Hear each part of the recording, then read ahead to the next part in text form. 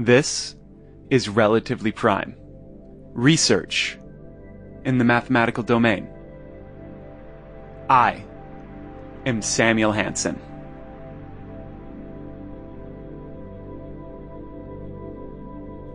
And welcome to the first episode of the Cycle of Mathematics miniseries, where we are going to be tracing mathematical research from its beginning, just as an idea, through its publication, all the way to its inspiration of other mathematicians to do their own research. This episode is the 6 Handshakes. Okay, so my name is Duncan Watts, and I'm a principal researcher at Microsoft Research in New York.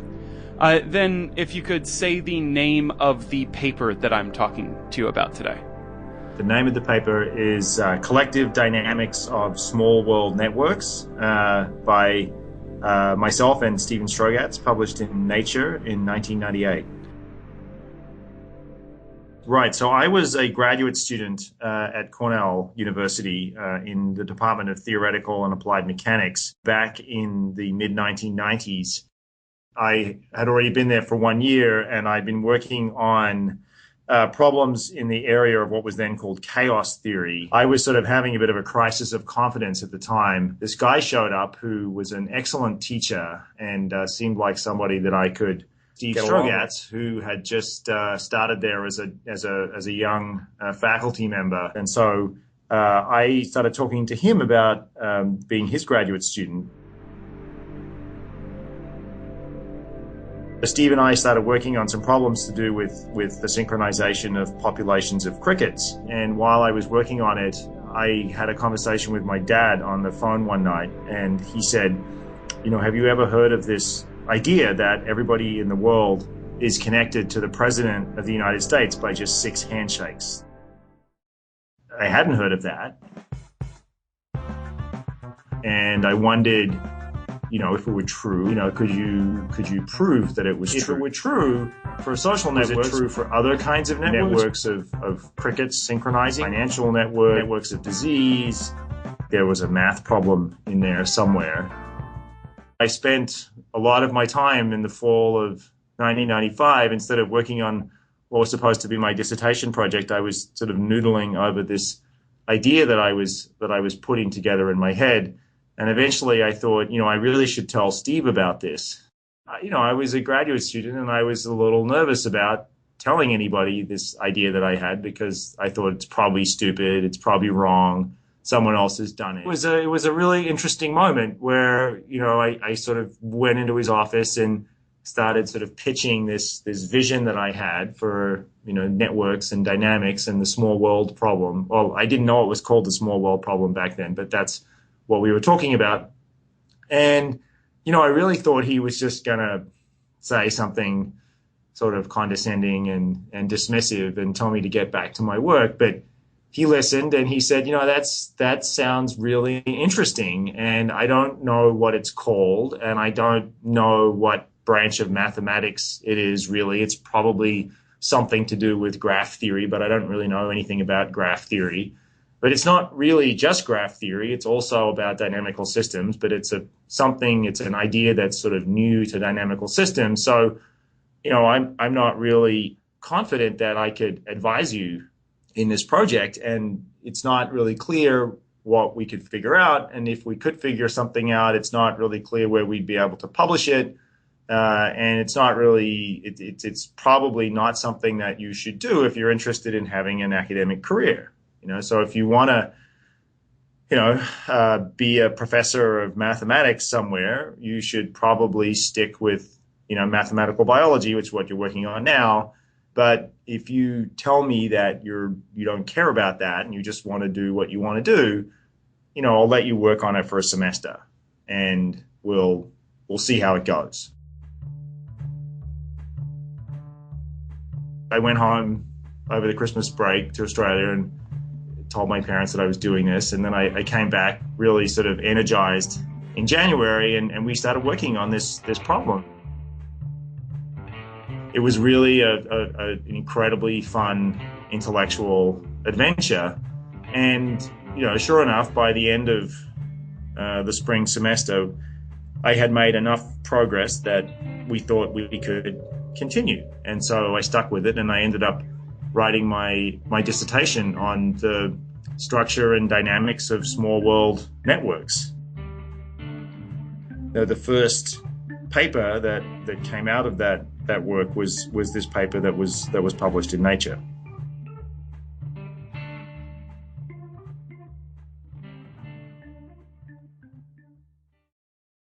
So how did you go about kind of starting to do the research on this? Like, what was your actual day-to-day steps when you were sitting there trying to figure this out? The world of dynamical systems was mostly most of the work had been done under the assumption of what is called the mean field assumption. You just sort of assume that everyone in your population is in contact with everyone else, or is just as likely to be in contact with everyone else. We know that in the real world, nothing is really like that. It's not the case that in any sort of significant size population, everyone is just as likely to interact with everyone else. There's sort of some structure to the world that's clearly important. And so there had been some other work, a little bit of work that had been done studying dynamical systems on lattice. You could imagine people are sort of spread out on a blanket so that there's a two-dimensional lattice where you're only interacting with your neighbors. And so there had been some work done on 1 and 2D lattices. And it seemed to me that everything real in the world, particularly in social networks, but most other networks as well, was somewhere in between. I kept thinking about my own life and how I had just moved from Australia to the US for graduate school. And my friends at Cornell pretty much all knew each other, and my friends back in Australia all knew each other. But none of my friends in Australia knew any of my friends at Cornell, and the only thing connecting them was me. And so I had this idea that I was sort of acting like a bridge between these otherwise distant parts of the network. That was basically what we did. We imagined a world that began as a very orderly, structured world where everybody was either arranged on a lattice or was somehow grouped together in this very tight, everyone who you're friends with is friends with each other sort of arrangement. And then into that world, you would introduce increasing levels of randomness. Imagine, introducing more people like me into the world. We sort of really just built that intuition into this model in a sort of nice, simple, formalized way. And that allowed us to define a sort of class of models where we could, with a single parameter, tune our world between a highly clustered world or a highly ordered world and something that was entirely random.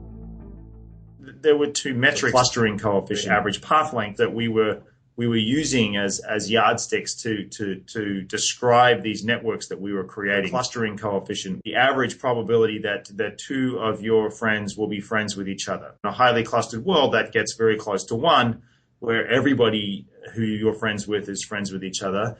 And in a random world, it doesn't ever quite go to 0, but it goes very close to 0. Average path length, the number of degrees of separation. If there's 1,000 people arranged in a ring and everybody is connected just to their nearest neighbors, it takes 500 steps to go from where you are around to the other side of the ring. And, that's a good approximation of the average number of steps that it takes to get from anyone to anyone else. When everyone's interacting randomly, the number of steps grows like the logarithm of the size of the network. That's a much, much smaller number. And we found this surprising result that as you go from the highly clustered but long path length world to the random case where you have low clustering and short path lengths, the path length drops off a cliff. So just adding in a handful of random edges drives down the average path length to something pretty close to its eventual limit, whereas the clustering coefficient stays very high for a long time. This intermediate range of networks that had short path lengths but high clustering, this is what we call small world networks.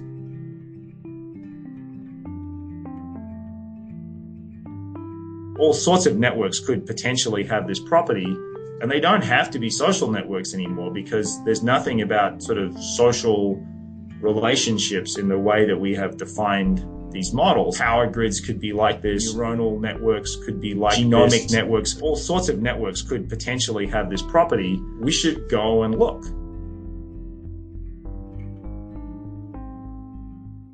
This is now, 1997. And, there wasn't a lot of network data around at that time. We were lucky and we found a couple. We had 3 examples. The first was a network that had been created by a computer scientist at the University of Virginia, Brett Jaden. Brett had built a website where he had pulled all the data from the back end of the Internet Movie Database at the time and had constructed the graph of all of Hollywood. It was called the Oracle of Bacon, inspired by this game that some fraternity brothers from some college in Pennsylvania had come up with called the Kevin Bacon game. They'd pick a name of an actor and they would figure out how to connect that actor to Kevin Bacon. They had determined that Kevin Bacon was sort of somehow amazingly the center of the Hollywood universe. People were very sort of surprised by this, that everyone could be connected to Kevin Bacon by fewer than 6 steps. As it turns out, they could have picked anyone. And this was also one of the predictions of our model, that there was nothing special about Kevin Bacon. But Brett was kind enough to give us his data.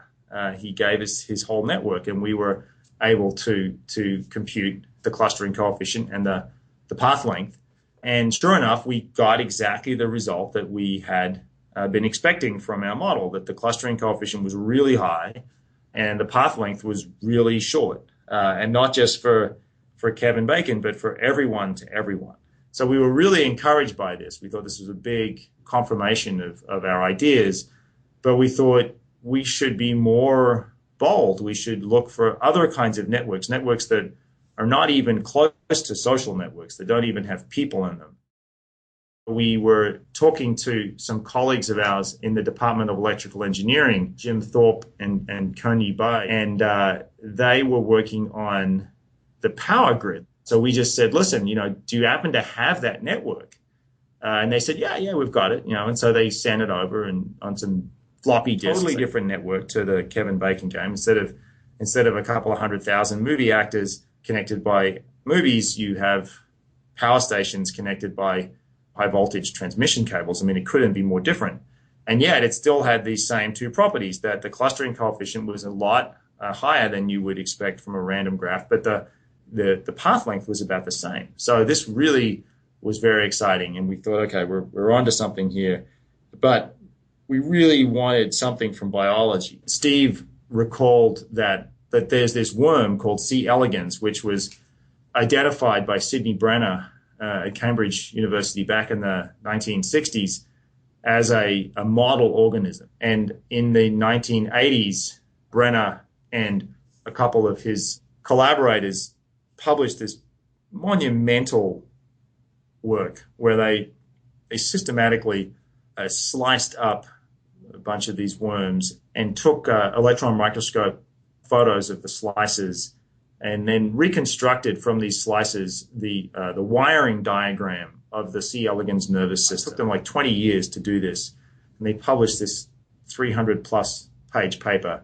Brenner got the Nobel Prize for this work. And so we were happy to kind of ride on the backs of these giants and just get the wiring diagram for this nervous system that had been put on a floppy disk in a book in the library. Actually, they had lost the floppy disk. That's how important they thought it was. I thought, okay, that's it. We're out of luck. And then a couple of days later, the Cornell librarian called me back and said, no, we found the floppy disk. So I ran over there, and it's amazing to think that this was how we did things. After cleaning the data up, we performed the same measurements on it and found once again that the clustering coefficient was high and the path length was short. So now we had 3 examples that were totally different types of networks with vastly different scales and from very different domains and with very, very different functionalities. They all had this small world property. So with that, we thought, okay, we've got a story now. It still wasn't clear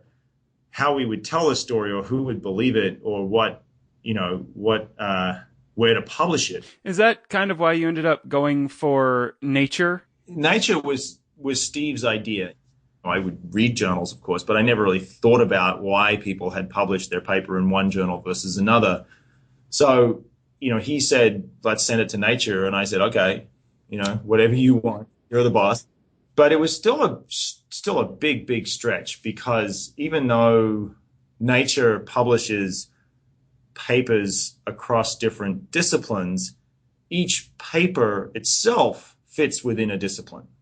Even if the journal is sort of a general science journal, the reviewers are not general purpose scientists. They're specialists. And so the risk was that the paper would get sent to a graph theorist who would say, this just doesn't count as a contribution. Or it would get sent to a physicist who would say, this sounds a little bit like percolation theory, but not very interesting. Sociologists might look at it and say, I don't think it's important. I've heard of the small world problem. I don't really see how this is that different. So if you sort of view this contribution through the lens of, how does it add to some existing discipline, the answer would probably be not very much. So how did it end up getting through review? Well, it almost didn't.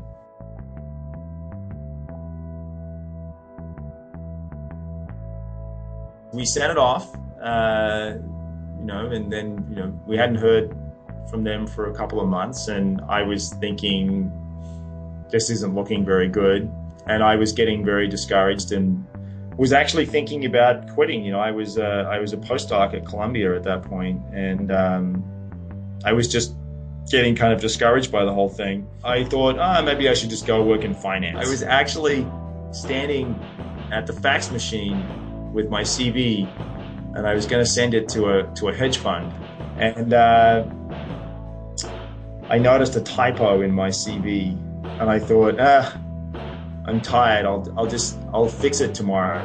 And I went home, and when I came in the next morning, I had an email from the editor of Nature saying, we're interested, but we have some reservations, and we want you to send us a revision.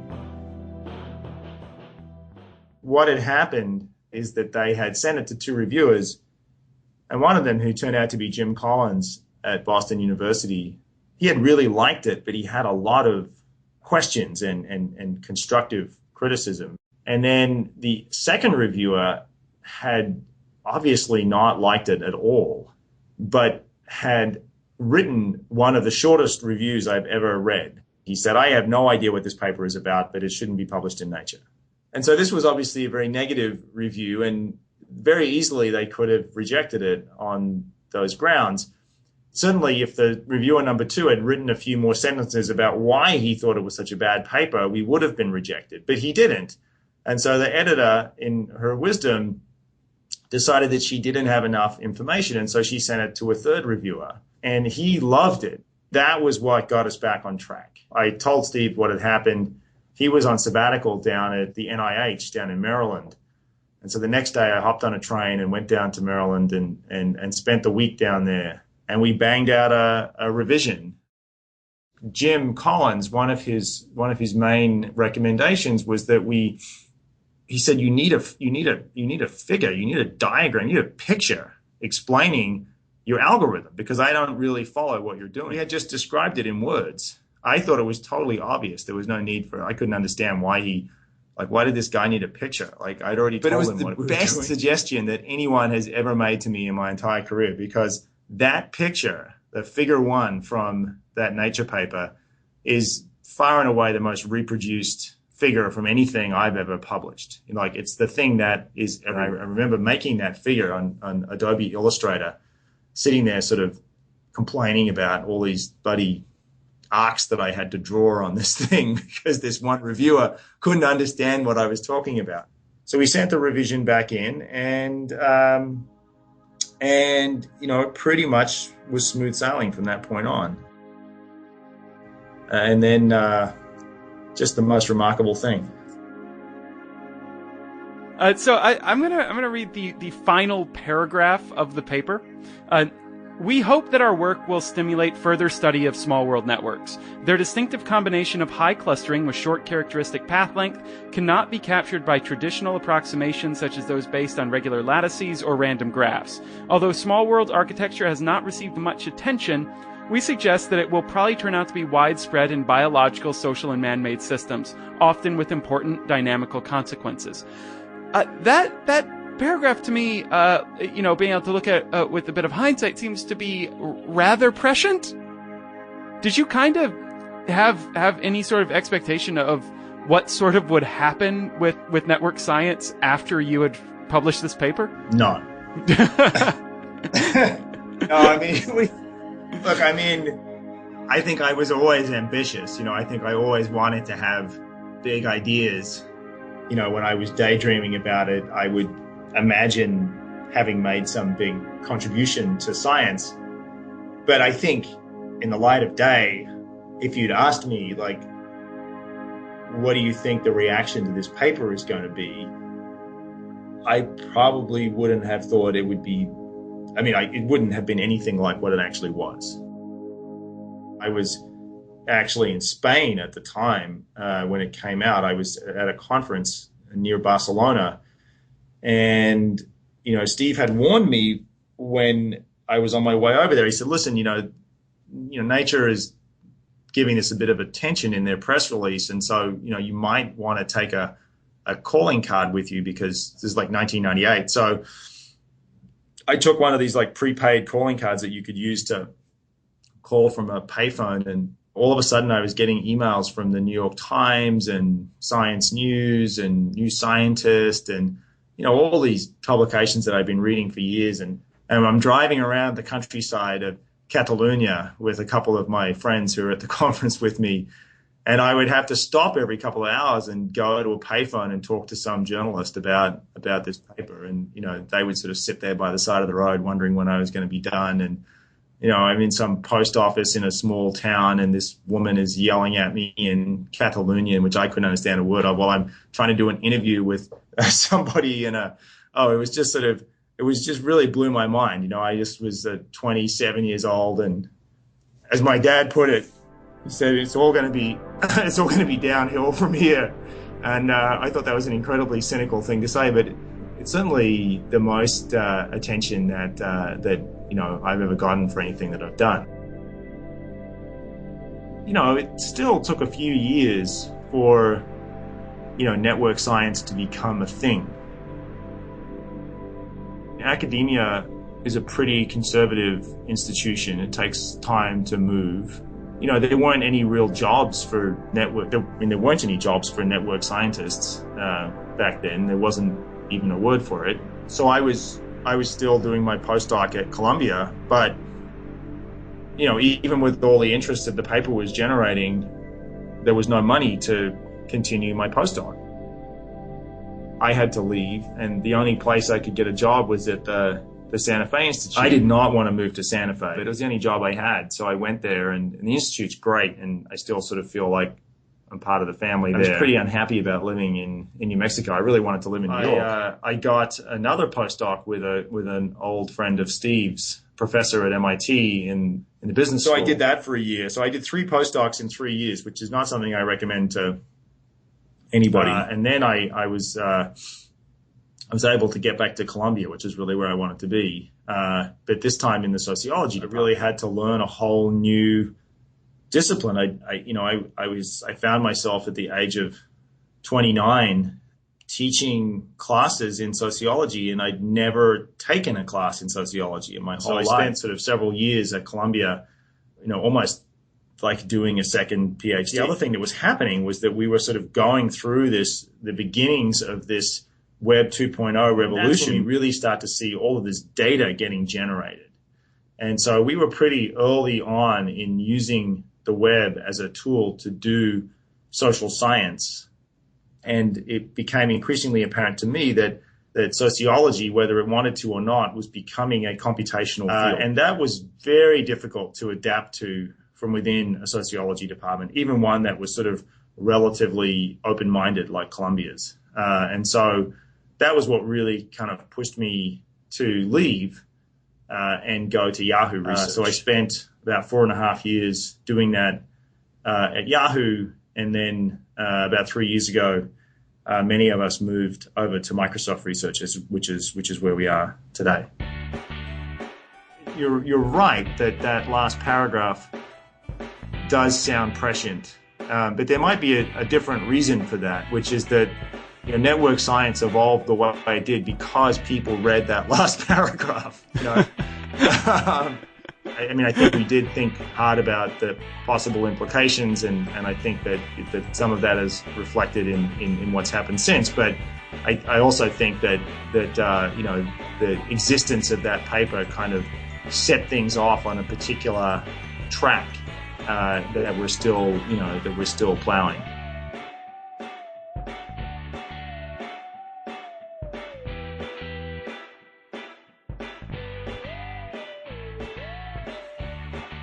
That is all the time we have for the first episode of the Cycle of Mathematics miniseries here at Relatively Prime. I want to thank Duncan Watts for the interview, and I want to thank all of my patrons on Patreon who have made it possible for me to do this episode and all of the previous episodes in Season 3. This specific episode has been a long time coming. I've been working on it off and on for quite a while. As a matter of fact, I've been working on this entire mini-series for quite a long time, and the only reason that I'm able to do that and still survive is because of my patrons on Patreon. So if you want to be like them and help me continue making the show, head on over to patreon.com/relprime or relprime.com/support and kick in whatever you can. The music on this episode was from PC3 and Jazzar. You can find them both over at the Free Music Archive. Relatively Prime is licensed with a Creative Commons Attribution Share-alike license, so please feel free to remix and reuse however you want, as long as you say it came from here. And that is just about it. So, please stay tuned for the next episode of the Cycle of Mathematics, where we talk about publication. And until then, have a matherific month.